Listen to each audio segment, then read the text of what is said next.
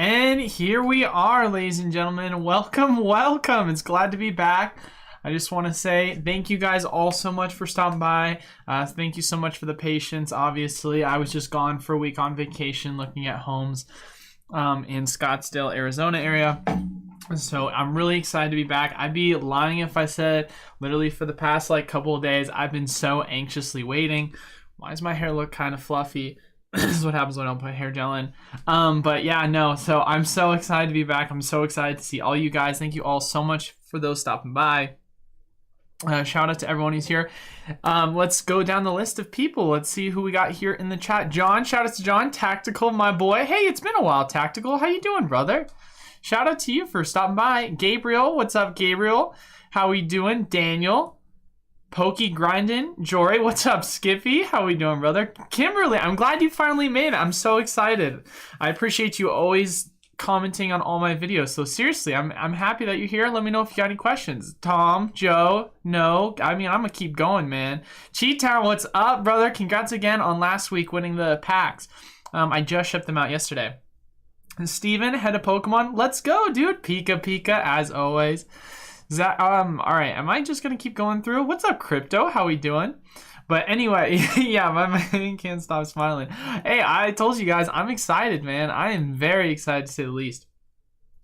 But as far as it goes, for those of you who don't know or are new to the channel, wow, what is this glare that I'm getting from the sides? Was it usually this bad? But anyway, for those of you who are new to the channel, I usually don't have the time to go through and comment on and respond to all of the video comments for my Monday, Wednesday, Friday videos. So Tuesdays and Thursdays are kind of days in which we're able to, do a little bit of a Q&A session. I will go through and respond to, yes, all questions. I'm not one of those guys that only picks out people specifically because they donate or anything. I'll probably have to do that eventually, but that's only if I hit 50,000 subs and it's there's 10,000 of you guys in the stream. Then obviously, but as it stands right now, I'm going to do my best to go through and answer everyone's questions. But yeah, I'm excited as well. Title, I always make the title just end it with a parentheses Q&A for whatever the last video was, because obviously it was such a big discussion on how is this going to impact the overall market for Pokemon. Potentially we could see massive amounts of reprints in the near future, to the point of where you're going to see a lot of these booster boxes drop heavily in price, in my personal opinion. So obviously we've seen Evolving Skies now pushing the market price of $191 as of today. So things are rapidly changing, to say the least. But what's up, John Boy? Where can I buy Brilliant Stars again? Yeah, seriously, dude. What's up, Patrick? Glad you're back too, brother. Nick Landon, I remember when I FOMO'd and bought a case at $130 a box. Looking pretty good now, that's for sure, Nick Landon. And I mean, that's the thing, man. Is I wouldn't say it was a FOMO necessarily to buy it at $130. It's just one of those things where it's obviously when you look at the opportunities earlier, if you would have the chance at getting it at 100, which it was at for a month or so, and then of course the 105, then 110, and then so on and so forth. 130 isn't the worst, because as I've mentioned, you got to really look at time cost analysis and the expectation of wanting to play the waves. And at the end of the day, knowing this is such a high demand set, it's not exactly a bad move. The only time I've ever said, what are you doing, is if you got in at 150, 160. Even then, technically speaking, you made a profit. So, and we're still going high, and we're pretty darn close to, have we hit, on a chart perspective, have we hit the overall high yet? We have broken the high for Evolving Skies booster box prices. So as far as it goes, this really does change my outlook, personally speaking, at least for Evolving Skies, in the future of what I think the reprint will potentially cause in price. The prior floor was $100. I think that the next floor, at its current price of $190, I think the next floor will be $120. So when it gets a reprint, it's going to be $120, unless, of course, with this new printer news, you could see such a huge wave that it could bring down the prices below $100. I mean, that is possible, but as far as it goes right now, I think that when a reprint does happen, and the price to buy is going to be 120, and honestly I could see that floor moving up depending upon how crazy this gets. But to be fair, when Vivid Voltage got its first reprint, after it got up to 230 240 at its high, it did go down to 120 at the low. So I would say 120 is still going to be a pretty realistic range in the near future. But Asian Crypto, you moving to Zona? I am 100% moving to Arizona. Yeah, dude, Arizona. We stayed, so one of my buddies, I was blessed enough to stay at his Airbnb in Scottsdale area, like northern Scottsdale, and then we were checking out the Chandler Gilbert area, and we just fell in love with it. My girlfriend and I, of course, just fell in love with the area. It's absolutely gorgeous. We're planning on renting for a couple months and then eventually buying, so I just absolutely love it. But what's up, Chris? How we doing? Time to load up on VVETBs, that's for sure, Agent. And then for those people that have been asking me as well in the Discord as well as the chat, after the live stream, I want to say hopefully half an hour to an hour afterwards, you guys should be expecting to see a lot of product dropped on our site. Obviously, we do have the Cosmic Eclipse Break Pack still available. We still have about half a booster box available left for it. So I'll be making a bigger announcement about that later. But if you don't know, it's going to be upcoming on this upcoming Sunday at 1 p.m. Pacific Standard Time. I think I have it as 12:30. That was a mistake. I meant to put 1, but yeah, we're gonna be adding pre-orders for Astral, pre-orders for Vivid. We're gonna be having some of the Arceus figure collections. We're gonna add the EV10s that just came out. We're gonna be adding some other product as well, but we're gonna be really just dropping a ton of either pre-orders or product we currently have available onto the site relatively soon. So feel free to check that out when we drop it in like an hour to half an hour after the stream. But did the Vivid reprint both Vivid and ETBs? No, they just reprinted the Elite Trainer boxes. Obviously, I'm a huge fan of ETBs, as you guys are probably aware. So I think it doesn't matter that they did the booster boxes because the ETBs are plenty for myself. I got one of my distributors. They are sending me over 8 of them because I got such a small amount allocated, and I should be receiving those sometime within the next couple of days. But as far as my other distributor goes, I shouldn't expect to receive from them for a couple of weeks. So I'm probably gonna put pre-order as the label for Vivid Voltage ETBs, and then you probably will receive them in a couple of weeks. But some of you, depending upon who buys first, could receive theirs right away, depending upon if you're like one of the first to order, because I do have a couple from my other distributor that is already here. I can get Brilliant Star for 110 all day. It has never changed. Take your time finding good sources, guys. I don't even use distributors yet. Hey man, if you can pull that off, then shout out to you on that. They can bring so much sealed product in our closets get disintegrated. I mean, that's the thing though, Tom. As long as you know when the prints are going to happen, your closet should never get disintegrated. So, and as long as you know when the overall rotations happen, then you should be fine. So, because as I've mentioned before, when I know a print's going to happen, I offload all my product. And then I just reload back up at the lower price when the reprint happens. And I just keep repeating until I know that it's going to go out of rotation because of Worlds, and then that's when I hold long term. So that way you're never playing the waves of just sitting through and watching the prices go up and down and up and down. You're selling at the highs and buying, literally you're selling high, buying low. And you just keep playing that, and then you sit and buy low on the last and final print right before it goes out of rotation. So, but yeah, no, that's what I would say. The summers are balls hot, bro. Watch out. I mean, the summers are hot everywhere, Agent. I mean, literally, like where I live in Bend, like it got up to 105 last summer, and it's with altitude. And going down to Arizona, and it's the weirdest thing. Going down like where I live in Bend, it's like 60 degrees, feels super hot. And then you go down to Arizona, 60 degrees feels super cold. So it's like, with the altitude change, 105 in my opinion is like 115, 120 by Arizona standards, and I was already used to that. So you just got to be able to work around the heat. So I mean, everywhere you go that has a summer, except for of course like California area, you're gonna expect super hot. So you just got to pick and choose your battles on whether you want the dry heat or whether you want the humidity. So that's how I look at it. What's up, Tony Top? How we doing, brother? Appreciate you for stopping by. CJ, what's up? Good afternoon. Eli, got any recommendations for promo singles that are good investments or your personal favorites?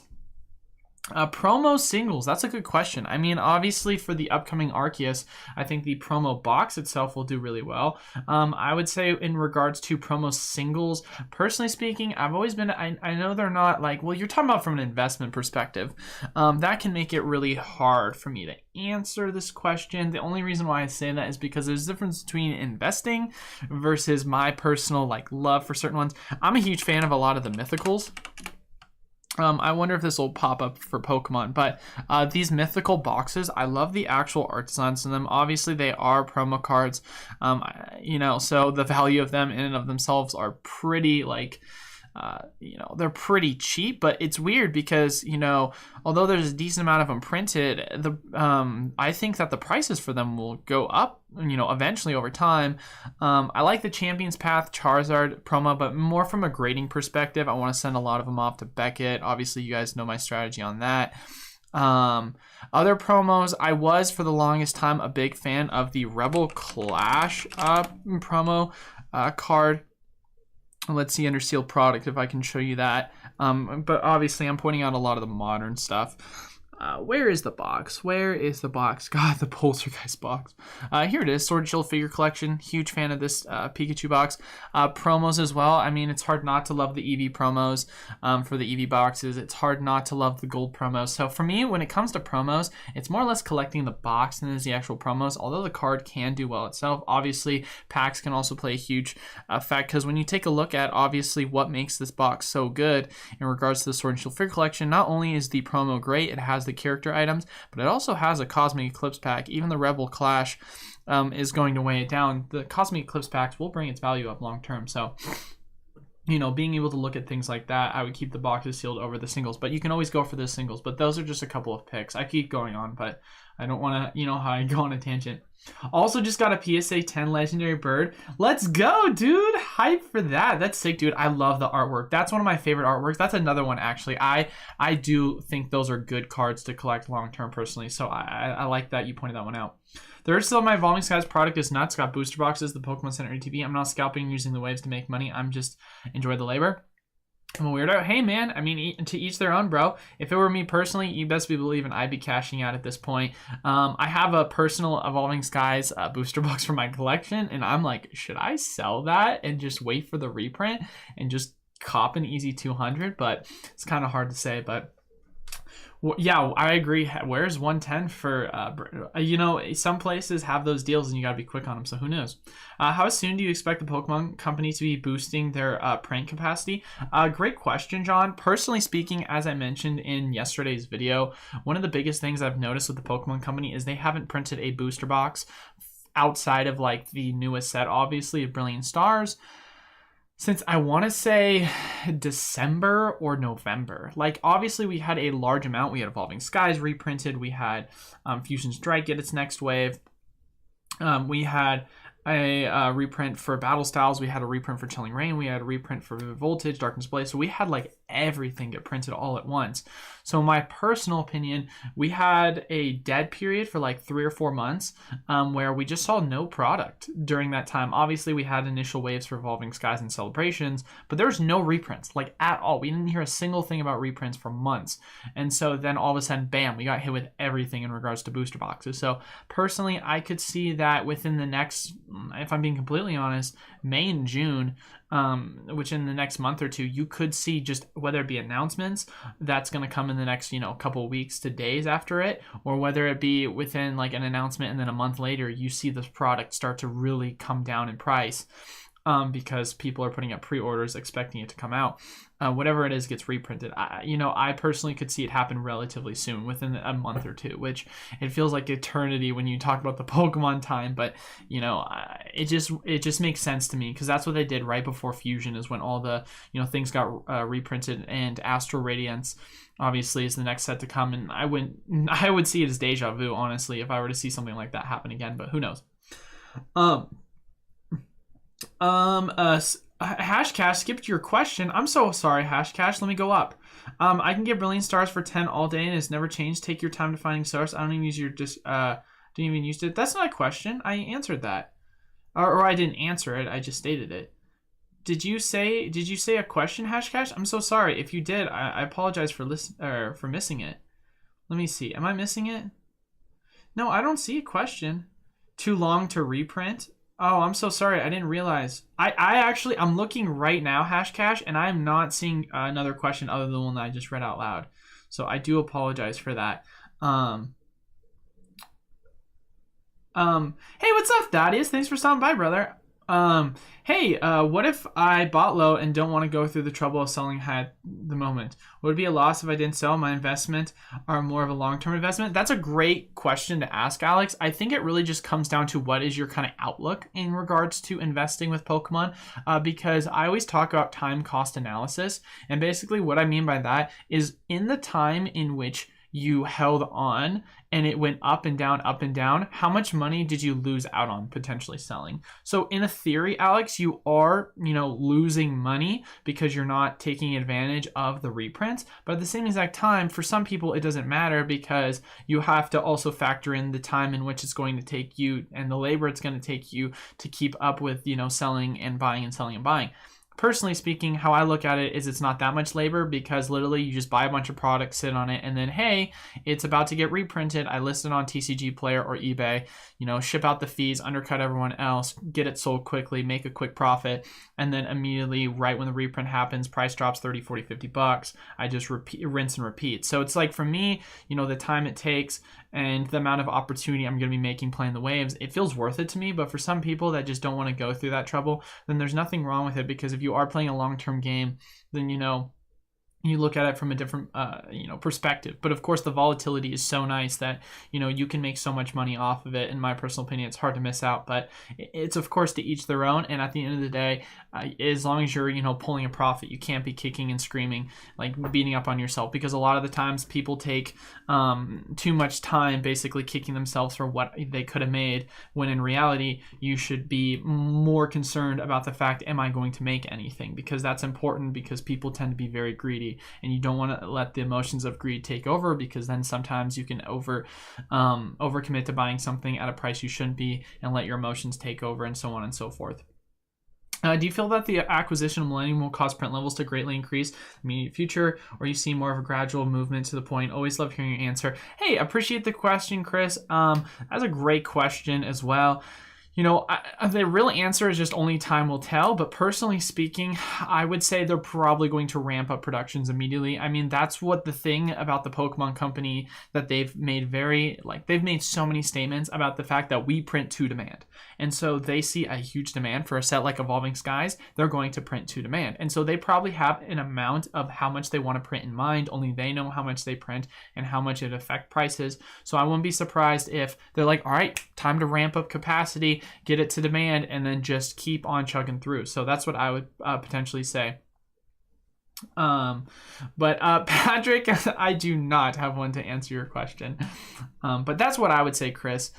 Personally speaking, I would see this, if anything, foreshadowing to the fact that we're going to be expecting a large amount of reprints soon. So this, in my opinion, this is probably the biggest news within the past couple of years in Pokemon, because the fact that they not only bought out a printing group, but then have made promises about printing to demand. I mean, literally, this was a prediction that Rudy made on his videos like 2 or 3 years ago about people FOMOing into the hobby, saying like, hey, for you FOMOing now, saying that prices are never going to go below $100, wait till they start expanding their printers, and then you're going to really see what's going to look like in regards to printing to demand. So, I would say I'm very excited personally in the next couple of months. I know a lot of people are fearful because they're saying to themselves that, this is going to cause, sealed product value to go absolutely into the ground. But as I mentioned many times before, as long as the demand's there, people are going to keep opening that product, and it is a depreciating asset. The only thing that's really going to, appreciating asset, because it's a deflationary item. I apologize, I screwed up my words. The only items, in my opinion, that are going to get absolutely destroyed are going to be singles. Singles are going to absolutely get slaughtered, which for some people is completely fine. But at the end of the day, demand is still once again going to flatten it out. I mean, you take a set like Evolving Skies, take a set like Brilliant Stars, a lot of these card prices are still expensive. For an ultra modern card, you have $100. Like, that's insane to me. Like $300 for the Umbreon. So I'm not too worried about it in the grand scheme of things. You're just gonna have cheaper PSA cards, higher population reports, which can be good and bad. Only time will tell, of course, how much the scalability of the overall demand compared to the population is really going to play into effect. So just something to consider in my personal opinion. But as far as it goes, outside of that though, let's see. Next question. Yes, leave. Sorry about that. Do you have... wait, I already answered that. What's up, my brother? What's up, Justin? Appreciate you stopping by. Alive, finally. Hope you had a great vacation. I did. I'm really sad I'm still here. Literally, it was straight high 70s, low 80s all the whole week I was in Arizona. And then we come back to Bend, and it's freaking snowing. And I'm just like, are you kidding me? We just had some gorgeous weather, and this is what we come into? Like... such a disappointment, to say the least. So, but I'm glad to be back to say the least. So, but dang, did I miss the nice weather. It was such a disappointment, to say the least. But you know, what are you gonna do? Just another winter, I guess, in the middle of spring. But hey, I appreciate you for stopping by, Agent Crypto. Seriously, thank you so much. I would say have fun at work, but good luck. Gabriel, long-term investment. Would you see Evolving Skies ETBs right for around 55 each, or wait if the reprint will lower prices? I mean, we can take a look first and foremost and see what the Evolving Skies ETB prices are currently. Go to sealed product. We see that the ETB prices for one of them, I mean, yeah, $60 for that one. What's the other one going for? The other one is going for probably around the same price. I'm missing it. $50. Yeah, 50 to 60. I see why you said the 50 to 60 price point. I would say that as far as it goes, I mean, obviously we don't necessarily know when you're going to see a potential reprint for it come out in the potential near future. So I could see, as long as there isn't a reprint, you know, relatively soon, I would say that I wouldn't honestly be surprised if the price did push upwards of $100. Like, honestly, like, we saw the exact same thing happen with Vivid Voltage. We saw the exact same thing happen with Darkness Ablaze.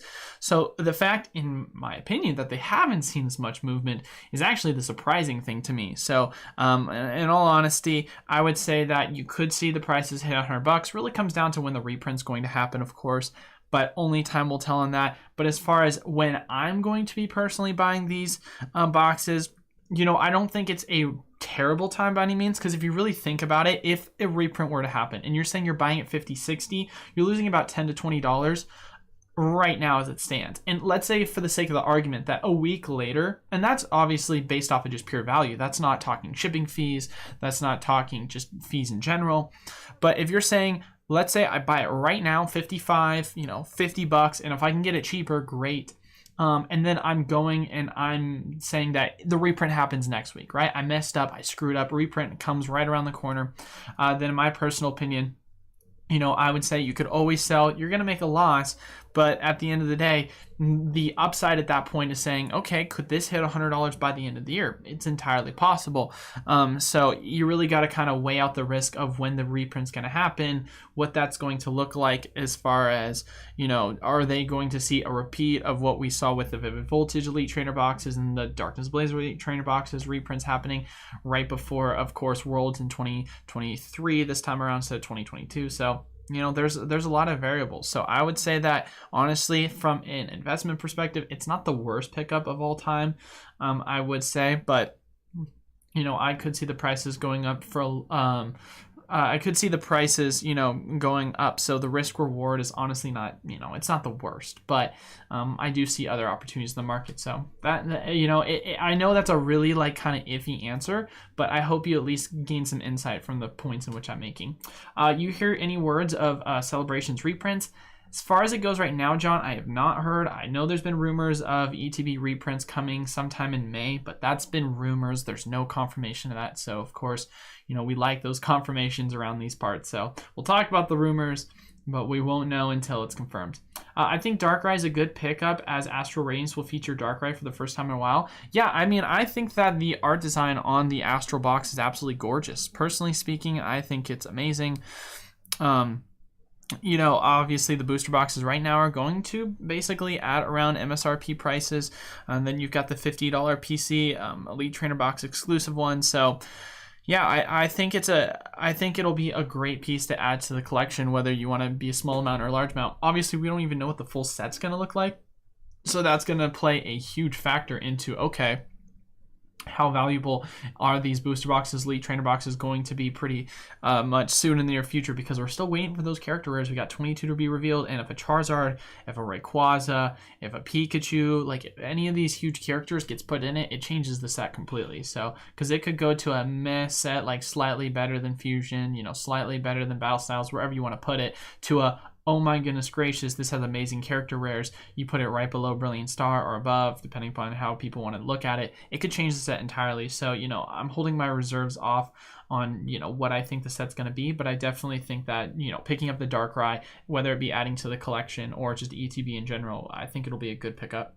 I can get a case of Fusion Strike ETBs for $220 through a local connection. Should I jump on it? That is a case of that. Grindon, if you don't pick up on that, I don't know what you're doing, because that is insanely cheap. If you can seriously get it for that cheap, that's crazy. Because I personally speaking buy from my distributor for $26 a booster box, aka or elite trainer box, which is $260. So if you get $220, you're buying it $40 cheap. Dude, I would jump on it if it's legit, but if it's not, that just seems so good to be true. Too good to be true, but who knows, man.